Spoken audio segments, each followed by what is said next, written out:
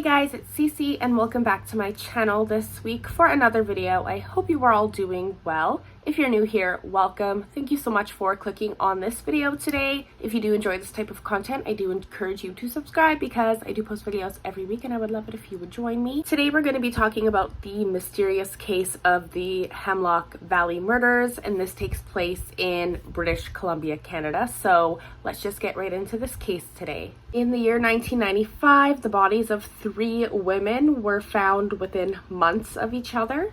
Due to the characteristics in each death being so similar to each other, the police believed the murders to be linked to one killer. Not only were the characteristics similar in the murders, but all 3 women were found within close proximity to each other, with 2 of them even being on the same road. 30-year-old Tracy Oligade would be the first victim discovered in this case. Tracy was a young mother who unfortunately fell victim to the world of drugs. She worked as an SW in order to support her addiction. Tracy was last seen on August 10th of 1995 near a hotel located in the east side of downtown Vancouver. Her body was discovered just 2 days later on a trail near Morris Valley Logging Road. She had been SA'd and strangled to death. On September 2nd of that same year, the nude body of 24-year-old Tammy Pipe was found on a side road north of Highway 7 in Vancouver. Tammy had also been struggling with drug addiction, and she also worked as an SW. It's safe to say that somebody was obviously targeting these women.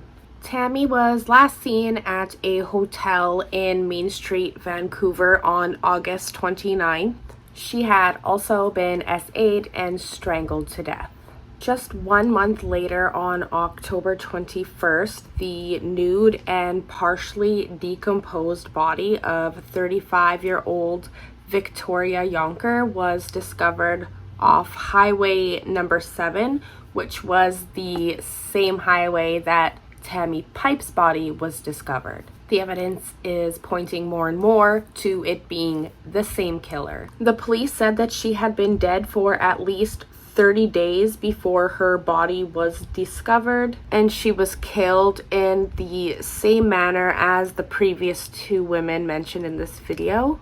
Victoria was also an SW, and she was last seen at a social assistance office on September the 11th. She never did return to pick up her check, which was ready for her on September the 25th, and therefore the police believed that she had already been deceased at this time. The police believe that the suspect may have lived or worked in the area where the woman went missing.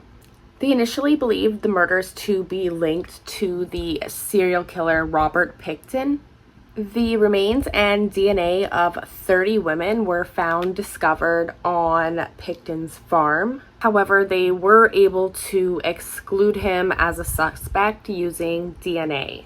Police also had another strong suspect that they believed to be related to the crimes, an unnamed man serving time for being convicted of multiple sex crimes. However, they were also able to exclude him using DNA. An additional 4 suspects had also been cleared with DNA who had appeared on the police's radar at the time, and the killer is still out there to this day. It is a shame that crimes against women like these often do go under the radar for multiple reasons, none of them good. But they did have family, they had friends, they had people who loved them that do deserve closure, and we do hope that one day the killer will be brought to justice, and that can give at least some form of closure to these families. And with that being said, that brings us to the end of this video today.